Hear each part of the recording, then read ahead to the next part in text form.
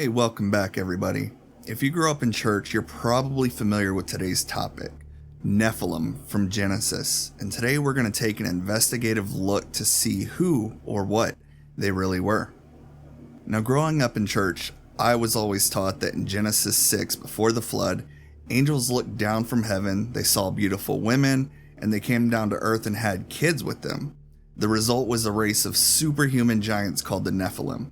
And it sounds like a sci-fi movie. It's exciting, it's terrifying, and for most of my life, I believed it was true. But is it really true?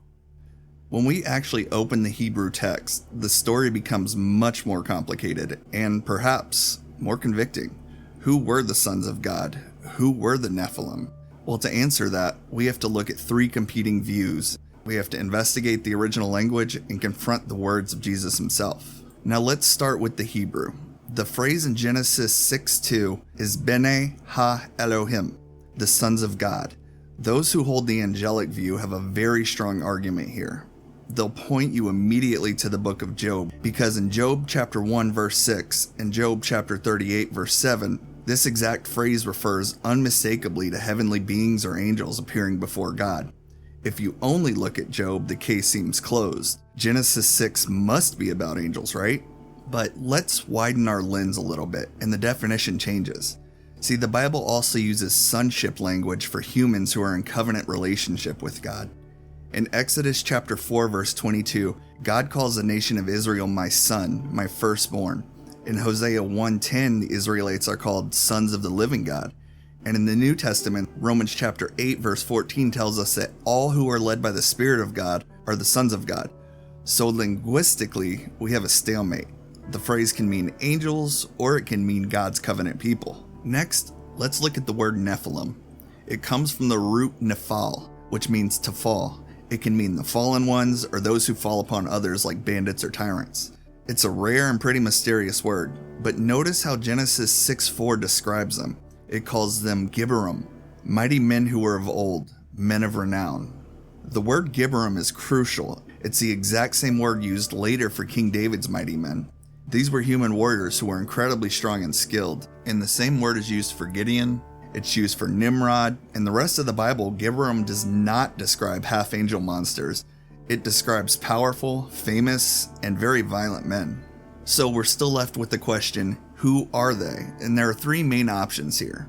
View number one is the angelic view. This is the oldest view, and it permeates church teaching. It argues that the Bene ha-Elohim means angels, and that Jude 1:6, which speaks of angels who left their proper dwelling, refers to this event. This view fits the ancient world's mythology, but it hits a massive theological wall. The second view is the royal view, and this view suggests that the sons of God were ancient kings and tyrants who claimed to be divine. In the ancient Near East, kings often called themselves sons of gods to justify taking any woman they wanted. In this view, the sin is polygamy and tyrannical, and it's an abuse of power. And finally, view number three, the Sethite view. This is the view held by reformers like John Calvin and modern theologians like John Piper. This view argues that Genesis is a book about two family lines, the line of Seth, who's the godly line, and the line of Cain, who is the wicked line. In this view, the sons of God are men of Seth's line who began to call upon the name of the Lord. The daughters of man are the women of Cain's line.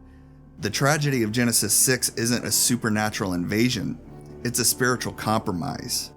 The godly line intermarried with the worldly line, and the distinction between the church and the world was lost.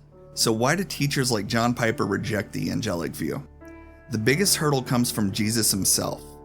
In Matthew chapter 22 verse 30, Jesus says, "For in the resurrection they neither marry nor are given in marriage, but they are like angels in heaven." So Jesus seems to be stating a biological fact about the nature of spiritual beings. They don't marry, they don't procreate. If angels can't marry, then the angelic view of Genesis 6 falls apart. Now, proponents of the angelic view have a rebuttal to this. They say, Jesus said angels in heaven don't marry. He didn't say fallen angels couldn't break the rules.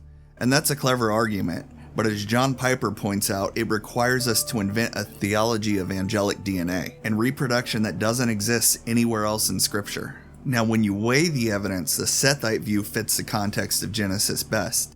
Genesis 4 traces the wicked line of Cain. Genesis 5 traces the godly line of Seth.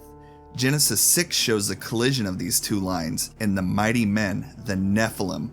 These were probably the likely offspring of these unions. Powerful, godless warrior kings who filled the earth with violence, not because they had angel blood, but because they had abandoned God. The warning of Genesis 6 is not about watching the skies for aliens. It's about watching your heart. It's a warning that when the people of God compromise with the world, the result is always disaster. So which view do you hold to? Who were the Nephilim? Let us know in the comments.